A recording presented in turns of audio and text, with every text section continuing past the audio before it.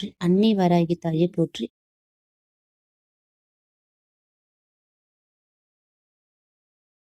போற்றி அன்னை வராகி தாயே போற்றி அழகு வராகி தாயே போற்றுங்க. இன்னைக்கு என்ன விசேஷம்னு பார்த்தீங்கன்னா, வராகி தேவியை நாம் வழிபாடு செய்யும்போது ஒரு சில தவறுகள் செய்யறோம். அந்த தவறுகளை தவிர்த்துட்டு அம்மனை எப்படி வழிபாடு செய்யணும் அப்படின்ற பத்தி நான் இப்ப சொல்ல போறேன். வாங்க நம்ம இப்ப வீடியோக்குள்ள போலாம். வராகி அம்மன் அருள் அனைவருக்கும் கிடைக்கலாங்க. ஆனா சில சின்ன தவறுகள் நம்ம வாழ்க்கையில அந்த அருளையே தாமதப்படுத்திடுங்க. என்ன அந்த தவறுகள் நாம எப்படி சரி செய்யணும்ன்றத பத்தி தான் நம்ம இந்த வீடியோல பார்க்க போறோம். இந்த வீடியோ முழுமையா பாருங்க. வராகி தேவியே உங்களோட குடும்பத்துக்கும் வளர்ச்சிக்கும் பாதுகாப்பு கொடுப்பாங்க.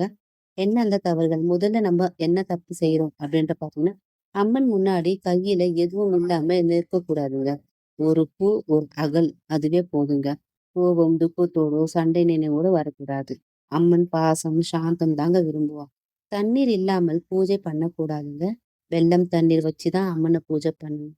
இந்த தவறுகள் எல்லாம் நீங்க தவிர்த்துட்டாலே போதுங்க. வராகி அம்மன் அருள் உங்கள் வாழ்க்கையே மாற்றி விடுங்க. வராகியுடைய அம்மனுடைய அருளுக்கான மந்திரத்தை நான் இப்ப சொல்றேன். பூஜை முடிவில் இந்த மந்திரத்தை சொல்லுங்க. அறிவும், ஆரோக்கியம், ஐஸ்வர்யம், அமைதி எல்லாம் தரக்கூடிய தாயே, உமக்கு நான் தலை வணங்குகிறேன் அம்மா அப்படின்னு சொல்லி இந்த மந்திரத்தெல்லாம் நீங்க தொடர்ந்து சொல்லுங்க. இந்த தப்பெல்லாம் நீங்க தவிர்த்துடுங்க. அதனால்தான் பக்தர்களே, நாம தவறுகளை திருத்தி இந்த சிறிய மந்திரத்தை தினமும் மனமாற சொல்லுங்க. வராகி அம்மன் நம்ம வாழ்க்கையை உடனடியா அருள் பொழிவாங்க.